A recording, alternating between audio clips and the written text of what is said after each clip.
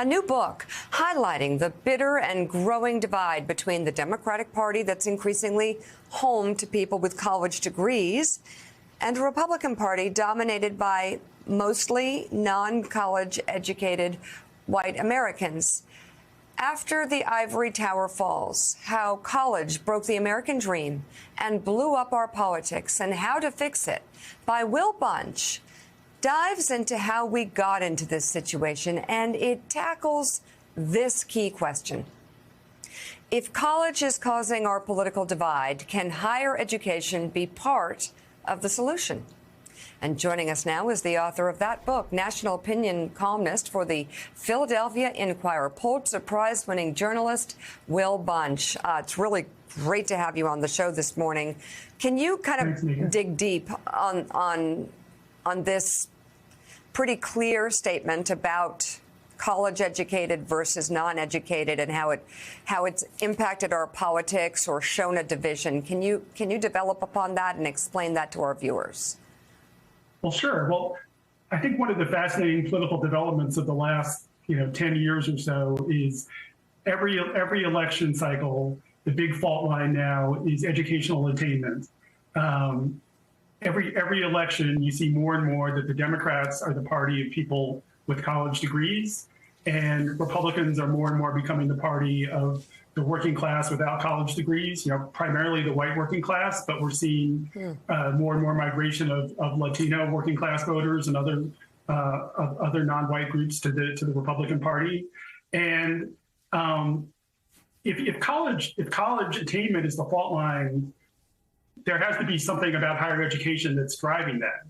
And I think what's driving it largely is starting around the 1970s, we gave up on the idea that college is a public good, that we're all responsible for it, and that our tax dollars will help keep tuition low for everybody.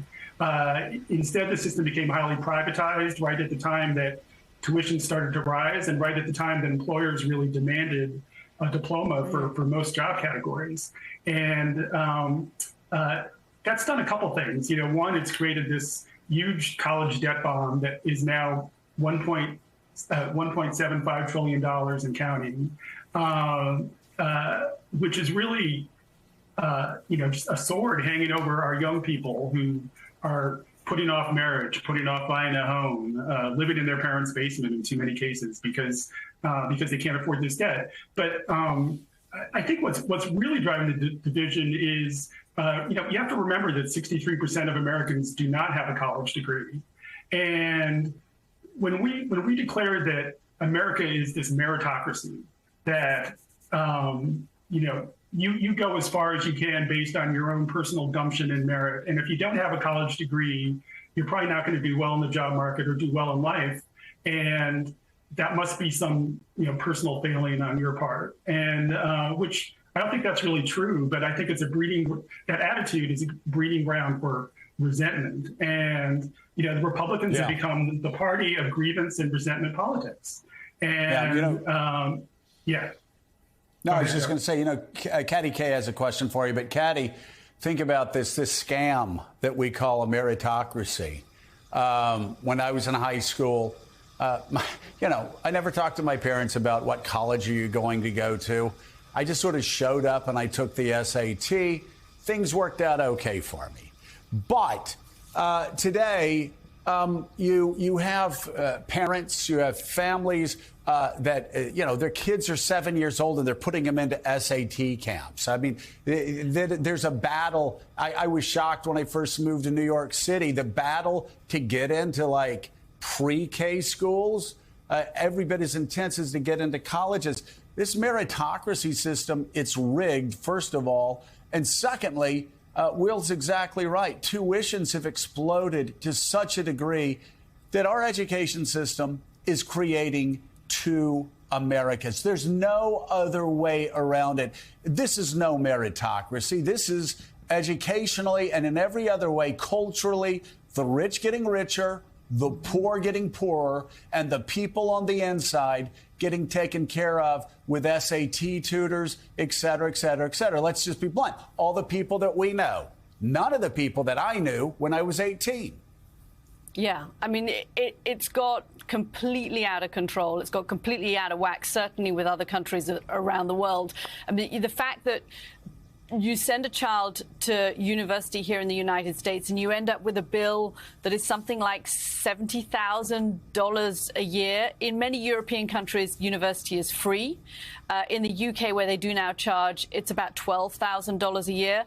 And then on top of that 70,000, as you say, Joe, you've got all of the whole industry, which is, you know, completely rigged against people who don't have the income and can't afford to pay for SAT prep courses, people that will help you write your Common App essay, people that will help you with your college application process, that also then costs a whole bank more money and stacks the cards time after time against people that just don't have the money to pay for all of that extra support. So, yeah, and no wonder people are starting to look at university and think, is it worth it? And Will, I mean, one of the things that strikes me on the political divisions is I was interviewing somebody recently that I was really struck by this down in Arizona, a very conservative guy who calls himself America's sheriff.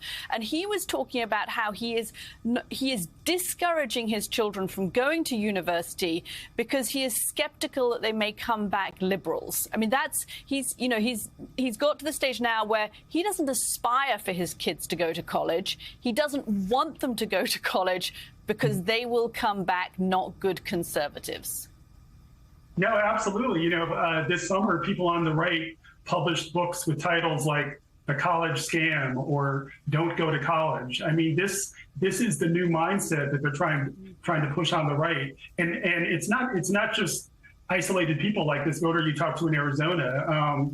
A poll just came out this summer about Americans' faith in higher education and universities, and it's dropped by 14 points in the last 2 years, which is remarkable. And a lot of that drop is coming from conservatives. You know, not all of it. I mean, liberals aren't happy with $75,000 tuition either, but you know, conservatives are the big driver of this. And you've seen this in other ways. You know, you're really seeing for the first time college enrollment has dropped by about 9% since the start of the pandemic. And people thought it would bounce back once the pandemic was over. But instead, people are really questioning whether a college degree is worth it, whether people can take a certificate course or a couple of certificate courses in something like IT and not have to go through the 4-year bachelor degree rigmarole. So we're really seeing a radical shift in attitudes about college.